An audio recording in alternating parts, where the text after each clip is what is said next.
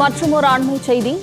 கன்னியாகுமரி மாவட்டத்தில் மேற்கு தொடர்ச்சி மலைப்பகுதிகளில் பெய்து வரும் கனமழையால் முக்கிய அணைகளுக்கு நீர்வரத்தானது அதிகரித்துள்ளது.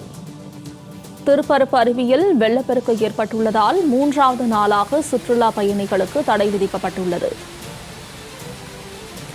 கன்னியாகுமரி மாவட்டத்தில் மேற்கு தொடர்ச்சி மலைப்பகுதிகளில் பெய்து வரும் கனமழையால் முக்கிய அணைகளுக்கு நீர்வரத்தானது அதிகரித்துள்ளது. இதனையடுத்து திருப்பரப்பு அருவியில் வெள்ளப்பெருக்கு ஏற்பட்டுள்ளதால் 3வது நாளாக தடை விதிக்கப்பட்டுள்ளது. பேச்சிப்பாறை அணையிலிருந்து திறக்கப்பட்ட உபரி நீர் வினாடிக்கு 1000 கனஅடியில் இருந்து 1800 கனஅடியாக அதிகரித்துள்ளது. அணைகளில் இருந்து நீர் திறப்பு அதிகரிப்பால் திருப்பரப்பு அருவியில் வெள்ளப்பெருக்கு ஏற்பட்டுள்ளது. இதனைத் தொடர்ந்து 3வது நாளாக தடை விதிக்கப்பட்டுள்ளது. சுற்றுலா பயணிகளுக்கு அண்மை செய்தியாக பார்த்து வருகிறோம்.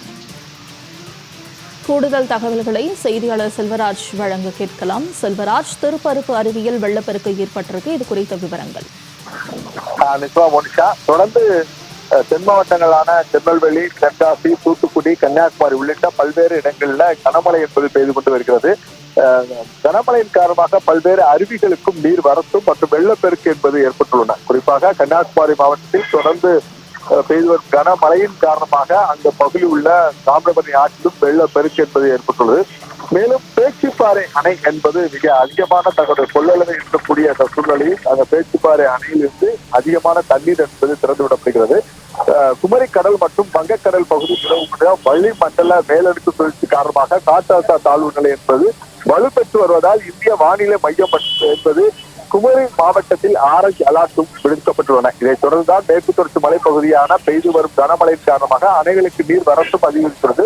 இதனால் பேச்சிப்பாறை அணையில் இருந்து உபரி நீராக வினாடிக்கு 1000 கனஅடியில் இருந்து 1800 கனஅடி வரை அதிகரித்துள்ளதால் அந்த வரக்கூடிய தண்ணீர் அப்படியே திறந்து விடப்பட்டுள்ளது. மேலும் இதனால் ஆற்றுப்பகுதியில் திருப்பரப்பு பகுதியிலும் வெள்ளப்பெருக்கு என்பது ஏற்பட்டது. 3வது நாளாக திருப்பரப்பு அருவியில் இன்று வெள்ளப்பெருக்கு ஏற்பட்டுள்ளதால் கரையோர பகுதி மக்களுக்கு பாதுகாப்பான இடத்துக்கு செல்லுமாறு கன்னியாகுமரி மாவட்ட நிர்வாகம் என்பது தெரிவித்துள்ளது. செல்வராஜ், தகவல்களுக்கு நன்றி.